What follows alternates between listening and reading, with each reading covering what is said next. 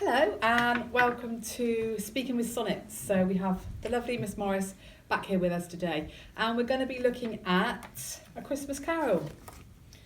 Okay, so what we're going to be doing today is we're going to be looking at the spirits. So people always think that there are 3 spirits, but actually there are 4. People seem to forget that Jacob Marley is the first real ghost we meet. So he's got his face in the door knocker. Yeah. Just in advance, sorry if I call him Bob Marley, I always do that. I do know he's called Jacob Marley. And there is only one, because in the Muppets, yes. There's 2, Marley and Marley. It's just the one. So what we're going to talk about is the visual representations, what we could actually connote from these. So the first one we have is obviously Jacob Marley. And Jacob Marley very much is based upon looking like a real human being, and it's important that Scrooge can recognise him, and also that Scrooge can recognise a lot of the men out the window who are other rich men. Do you want to say why they make him human-like? To make him more, I think as well, linking to the fact that he's his partner, Scrooge is more likely to listen to him because he knew him once, and he sees himself. It says earlier in the novel, sometimes they called Scrooge Scrooge and sometimes they called him Marley. So he's interchangeable. So he knows, he sees himself in Marley, and so he's more likely to listen to Marley and other ghosts who look like himself, who he can, I'm avoiding saying who he can relate to, but that's ultimately. And also it would be representative of the audience, of the readers, wouldn't it? So they would look at Scrooge and they would look at Marley and they would think, well, I can recognise Marley as being one of us, a rich man, educated, so it's that reflection back upon the readers of them and themselves, and seeing them in chains. So on page 37, this is the description of Marley. The same face, the very same. Marley in his pigtail, usual waistcoat, tights and boots, the tassels on the latter bristling like his pigtail, and his coat skirts and the hair upon his head. So this is showing him in human form. It then goes on to talk about something that is different. The chain he drew was clasped around his middle. It was long, wound about him like a tail, and it was made, for Scrooge observed it closely, of cash boxes, keys, padlocks, ledgers, deeds, and heavy purses wrought in steel. So do you want to say anything about that? Yeah, I mean, the idea that it's like a tail, just to look at the language a second, it's almost like it's part of his body. Mm-hmm. So these things that he did in his life, the cash boxes and his business, it's all part of his body. It's who he has become. There's nothing more to him than that now. And the fact that they're cash boxes shows what his priorities were in life. He was all about making money. And it didn't matter to him about people. It only mattered to him that he was making money. Yes, and so it's just a visual metaphor, isn't it? It's massive. It's absolutely. Like, you can't get any more obvious unless he was like writing, money made these chains. Well, that's what's so great about the line, I wear the chains I forged in life, because it's a beautiful metaphor that's so accessible that we can understand straight away. Yeah, so page 40, I wear the chain I forged in life, replied the ghost, I made it link by link and yard by yard. I girded it of my own free will. So every time he put money before people, he would actually be making another chain. And at this point it's great because he's owning up to it. He's telling Scrooge, he's warning him what will happen to him if he carries on. Mm-hmm. And obviously the punishment comes a bit later on, doesn't it? When we see the other ghosts outside the window. Yes. Ultimately, it's bad because Marley has to be here, he can't go on to heaven or whatever. I mean, people were religious, so I'm sure they believed in heaven, so it's kind of a purgatory, and he's having to wander around. But the worst part of the punishment is that they can't help people. Now they've seen the light, they've seen the truth, that they should have been helping people all along. They can't help people now because they're ghosts and nobody can see them. And it's around here, isn't it? So on page 44, so Marley beckons Scrooge to the window, and Scrooge goes and has a look around.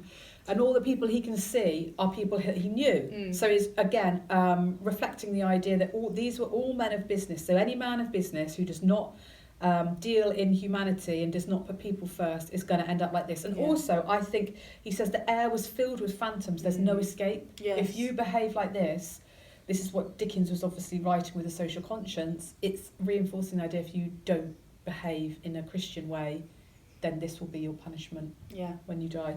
It says, the air was filled with phantoms, wandering hither and thither in restless haste. Moaning as they went, every one of them wore chains like Marley's ghosts. None were free. Many had been personally known to Scrooge in their lives. So again, reinforcing the idea these were men of business. They put money first. And all of them have gone into this purgatory, into this limbo. Just looking for that bit where this bit here. So there's this ghost who's really trying to help a woman who's, being poor and on the step. The misery was with them clearly that they sought to interfere for good in human matters and had lost the power forever. And there's a lovely illustration, which hopefully Mr. Lavington, can I do something fun? Yeah. We'll put up for you now. It's an illustration that was in the original book when this was made, and you can see the woman on the street with her child, and the ghost trying to help, but he can't because he's a ghost and he can't help this woman. And I just think that's brilliant. That just sums it up. And she's so wretched, isn't she? Yeah. But also about the images, what's so lovely is that when this book came out, Dickens wanted the book to be beautiful, something that people would treasure. Yeah. So he made the images, the illustrations really beautiful. And you can see it if you watch the film The Man Who Invented Christmas. You can see the whole process he went to get the pictures really beautiful. And they were all hand-painted. So I think that's part of the story, because if it's a ghost story and a children's story, then you would have illustrations. Just one thing I want to add about Jacob Marley before we move on. Scrooge says to him, but you were always such a good man of business, Jacob. And he says, business, cried the ghost, wringing his hands again. Mankind was my business. So he's showing the discrepancy, isn't he, between Scrooge really liking Marley for what he did and admiring him for making money. And he's like, wow, that doesn't mean anything. You should have been, looking after men. And of course, all of this is Dickens' ultimate purpose in this novel, and it's something very easy to speak about in this novel, because his purpose was clearly to change people's mind and to get people to help out the poor, because the situation was so dire in Victorian London. Poverty was so extreme, people were dying, and the government just weren't seeing it as a real problem. People were put into workhouses and prisons if they were homeless. So in effect, you were treated as a criminal if you were poor. But there was no way to get out of poverty. No. So. And I think this is the first thing that he does. So he uses lots of ways to actually make people change, and this is fear, isn't it? This is definitely making the readers feel fear. Yeah. As, sometimes we'll do one of these on poverty, and actually they feel sympathetic towards the Cratchits and they could admire them for what they have. But in this instance, he's using the fear of turning into one of these ghosts. And living in this terrible limbo. I mean, I think also, I know I'm always the person who talks about comedy, especially in the Merchant of Venice videos we did, but I think we have to bear in mind that there's a little bit of comedy in this book as well, because Dickens was a comedic writer. We've got names like Scrooge and Cratchit. His names are always meant to be slightly comedic and convey the character of the... Fezziwig. The personality of the character. Fezziwig's a bit silly and a bit ditzy, and Scrooge is very... horrible. So, using ghosts is also kind of comedic in a way as well. And it's almost like a, maybe not taken quite lightly. I mean, hopefully the people at whom this is aimed will take it very seriously. But if we're just reading it now, it's kind of a bit of fun. But they're so representative, aren't they, as well, the ghosts?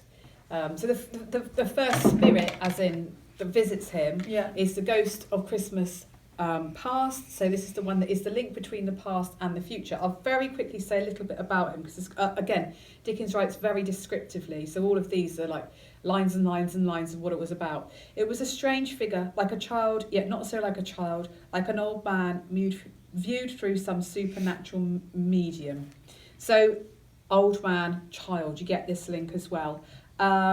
Its hair, which hung about its neck, was white as if with age, and yet the face had not a wrinkle on it. The arms are long and muscular, the hands the same. And then what it also has, it has holly on it, and so holly is a winter berry, and then it's got the summer flowers as well.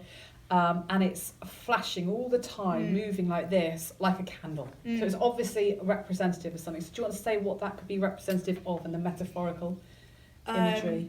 So it's light, it's candle, and obviously when we think about the connotations of light, we think about the truth, we think about hope, the past, maybe even death as well. In this case, I think this particular ghost refers to the truth, shining a light on something to reveal the truth. And so he wants to show Scrooge his past, to show him the truth. And that is why Scrooge keeps commenting on the lights. It's so bright, can we put the light out, please? Because he's not ready to handle that. He can't handle the truth. He's not ready to deal with that just yet. He's living in the dark, which is another way of saying dark is cheap, and that's lovely. How he exactly. actually. But also, it's another way of saying that you are living you're blind, you're ignorant. Yes. And he's kind of willfully, he wants to be ignorant. And that links then to wanting ignorance to children. Of course. We see under the Ghost of Christmas Presents cape.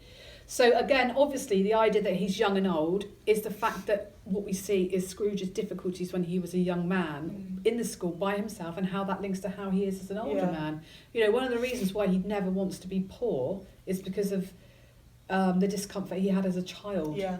So Dickens has really carefully fleshed out this character. So Scrooge, first meeting, he's very two-dimensional. He's just this evil guy. Yeah. But Dickens is really clever to flesh him out and give him this backstory, so that actually in reading it, you feel a lot of sympathy for Scrooge. You see that he was this lonely, isolated boy. You see that his father treated him badly.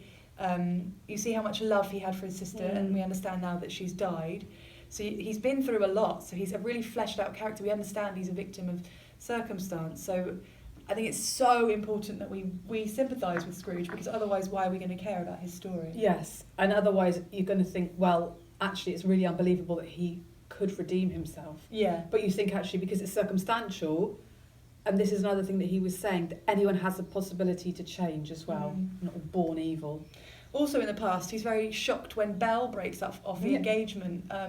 He doesn't see it coming, even though to her it's quite obvious. You know, she's saying to him, another idol has replaced me. Exactly, you care more about money than me now. And he's kind of like, well, you know, I'm just trying to make a good life for us. What do you want? He can't understand why she doesn't value that as much as he does. Maybe because she herself hasn't been poor, or maybe she doesn't have that fear, or maybe she just values love and hasn't learned to do that. When Scrooge gets back right at the end, where he's been taken to all these different places, he says to the ghost stroke candle, "Leave me, take me back, haunt me no longer." This is on page 72. Scrooge, what he does is he gets this cap. All right, so when you have a candle, you can put a cap on it. So he gets the candle and he presses it down upon its head, so the ghost's head. And the spirit dropped beneath it, so the extinguisher covers its whole form. Can we have another image here? Though Scrooge pressed it down, he could not hide the light which streamed from under it.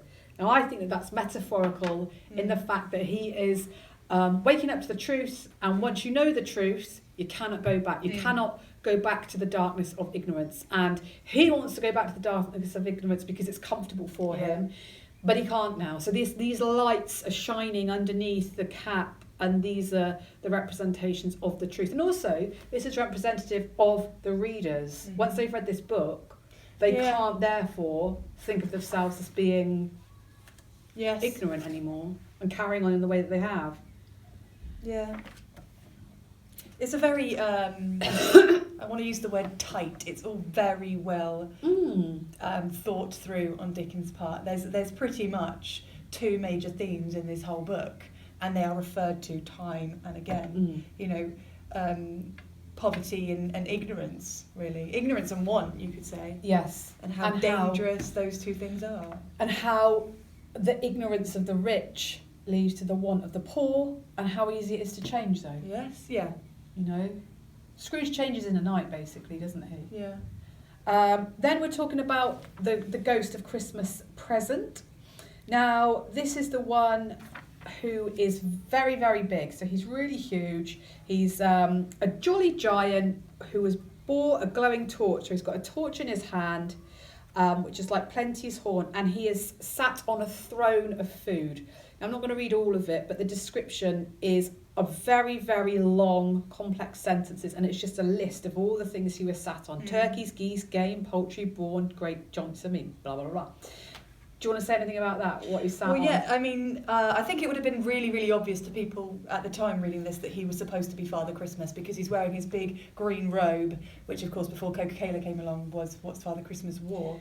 So it's supposed to be obvious to us that he's a Father Christmas kind of fellow. And the fact that he's sitting on all this food shows the abundance of things that we have at Christmas time, especially those who are wealthy. And his horn, he goes around. Is it his horn or his torch? Sorry. Well, it says a horn, but actually, where is it? Just Glowing torch in shape like Plenty's horn. Yeah. So he goes around with it when he's talking to Scrooge, and he drips it, or whatever you call it, sprinkles it on people who are more deserving, doesn't he? Almost like it's the Christmas cheer he's giving Again, around. it's light. So we're not talking about a torch like a mag light. This is a torch of fire. Yeah. So again, fire, light. The light gives joy to people. Yeah. What I'd like to say as well, again on page 76, this is the ghost. Its dark curls were long and free as its genial face, its sparkling eyes, its open hand. And also he has around his head a crown. And I think that there's obviously religious iconography there of being Jesus. Because it's got the bare chest as well. the bare chest, the bare feet. Yeah. And I think that that's very representative because I do remember that during this time the readers were very religious. So I believe that actually giving this iconography of Jesus, it reminds all the time of giving, of Christmas, of the idea of God, of the idea of charity. Absolutely. We're going to do one of these actually about religion and look at it in more depth, but I think it's quite obvious that this is who this ghost is representative of. And he says here, on page 77, have you any brothers, Spirit? That's what Scrooge says. More than 1,800, said the ghost. So this is the fact that 1800s, there's been 1,800 spirits, there's been one every year since Jesus was born. Yes. So they're all brothers, aren't they? Going on and on and on. So he can only live in the Christmas present. He only lives on that day, which is why he says to Scrooge, "My time grows short." Yes. And his hair is grey, turns grey throughout the stave. So let's go to the end. Obviously, one of the best scenes in this whole book comes with the Ghost of Christmas. It's funny because it really juxtaposes the ghost who's very jolly and very happy, and then suddenly, from beneath the foldings of its robe, came the two children, Ignorance and Want. Yeah. And they represent the problems in society with being ignorant and wanting things. And the spirit specifically says to Scrooge, beware them both and all of their degree, but most of all, beware this boy, for on his brow I see that is written witches do. Yes. Well done. So for Scrooge, he specifically needs to look out for ignorance because that's his biggest problem. Yes, ignorance causes want. Yeah, in other people. So, your ignorance causes their want. Yeah. And when they're described, so what happens is the spirit who is so bright and jolly becomes diminished and he's old because he only lives for the Christmas present. And then the children were described as wretched, abject, frightful, hideous, miserable. And they were frightening. So again, what this shows, them being children, it shows that we are not, or they, so the rich community, were not supporting children. And you should always support the children in society, shouldn't you? And Absolutely. they're not doing that. Interestingly as well, he says they cling to me, and I always like to ask that question: why do the children cling to the present? Like, what's so safe for these children in the present? Well, it's because for them the future is unknown. Yes. They, looking at their parents, they may well end up in prison. They may well end up dead at a very young age. Turning to crime to survive. It's the only way they can get food is to steal. And that, again, society has done that to them. They are mans, said the mans. spirit. Man has done this to them. But they cling to the Ghost of Christmas present specifically because they want to stay with the present where it's safe, where they know, where they're children. And also, what I think is really nice is the fact that they have been hidden in his robe.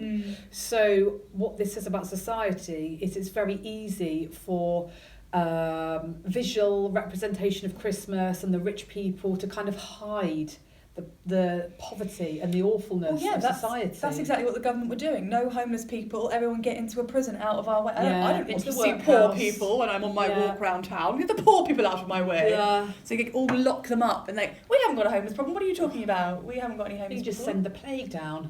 Send the plague in, like Thomas Malthus said. Decrease the surplus population. So yeah, there's lots of visual representation there, which is nice. Finally, the last ghost, the most obvious in terms of what it represents. The phantom slowly, gravely, silently approached on page 104. It was shrouded in a deep black garment which concealed its head, its face, its form, left nothing of it visible save one outstretched hand.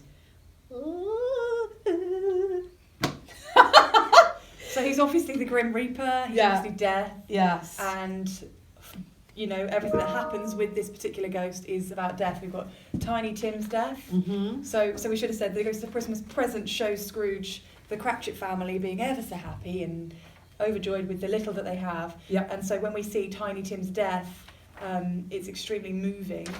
My little child. My little child. And then this in turn leads up to Scrooge seeing his own death, which is funny because as the audience we know it's dramatic irony, because we know the first time we see that dead body that it's Scrooge who's died, but it takes him ages to realise, almost like he can't accept his own death and the fact that people would be so horrible about him behind his back. But I mean, I know he's so come on, man. He lacks in such self-awareness. Yeah. Oh, Scroogey Scrooge. Now, this is something that I have talked about with my class, which I think is a really nice, because it again links to the idea of light and dark. So, what he says is, he's grabbing at the robe of the ghost and he's saying, "Spirit," this is on page 120, "assure me yet that I may change these shadows you have shown me by an altered life." And then the kind hand of the spirit starts to tremble. "I will honour Christmas in my heart and try to keep it all the year." Okay. Now, what I think and what I've suggested to my students is this: the ghost. I'm going to use some like really high tech. This is the ghost. All right. This is the ghost. So the light shines on Scrooge, and it shines on Scrooge's misdeeds and his bad things. So these are his bad things, and they cause the ghost. Mm-hmm. So the ghost is actually a shadow of what Scrooge does. And then as soon as Scrooge says, "I will change," his misdeeds slowly crumble, and so does the shadow, because when he's like, "I will not shut out the lessons that they teach," and then again, the shadow, so the phantom, shrunk, collapsed, and dwindled down into a bedpost. Lovely. Ooh. Beautiful, Dickens. Yeah, I think that's, and again, linking again to this light and dark imagery that is something that is woven in throughout the whole of the book. And obviously the fear. So in a way, although the book ends and everything's jolly and happy and there's redemption, I think the last ghost would be very, very fearful for the audience, wouldn't it? Well, for the readers. I mean, even if we take on board the fact that some of the elements are quite comedic, in that Stave there's nothing funny about it. No. Tiny Tim's death is actually quite moving. If you read it and you're in the right mood, you might actually cry. It is actually quite moving. And actually, there is something which is really horrible, and I think a lot of people don't pick up on this. When Scrooge is lying in his bed in the house where there's no one there, this, first of all, that contrasts with Tiny Tim, who's surrounded by love, and his family when he's dead. And this is on page 112. "A cat was tearing at the door, and there was the sound of gnawing rats beneath the hearthstone. What they wanted in the room of death, and why they were so restless and disturbed, Scrooge did not dare to think." Basically, they want to get in to eat him. The cat and the rats. Eat his face off. Bite his eyeballs out. Oh, I didn't think of the contrast. That's really lovely. The idea that Tiny Tim has all these people around his bedside and Scrooge has no one. And Scrooge has this like little rat. Yeah. Toby. Oh, Toby. Want to bite his ears off. Oh, So again, he's in the dark. Tiny Tim's surrounded by all these candles in the light. But that's what makes it so brilliant. It's this really simplistic. What I was saying earlier, it's really simplistic, like that repeated image.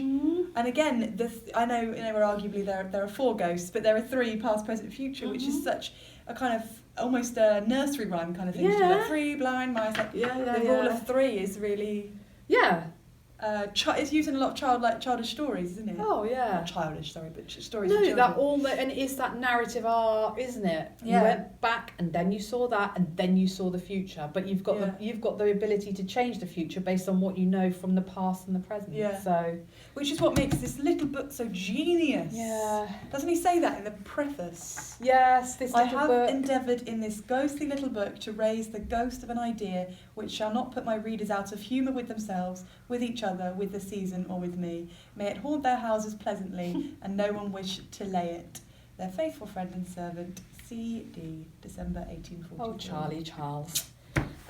Yes, so lots and lots and lots to say about the four ghosts, three spirits and Jacob Marley and then all the old folk that are like whizzing around, being sad with their chains.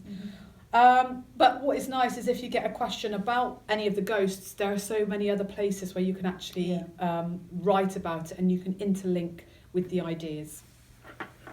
Okay, anything else? I think that's everything. All right, so thanks very much. We will have a few more Christmas carols on very shortly for you.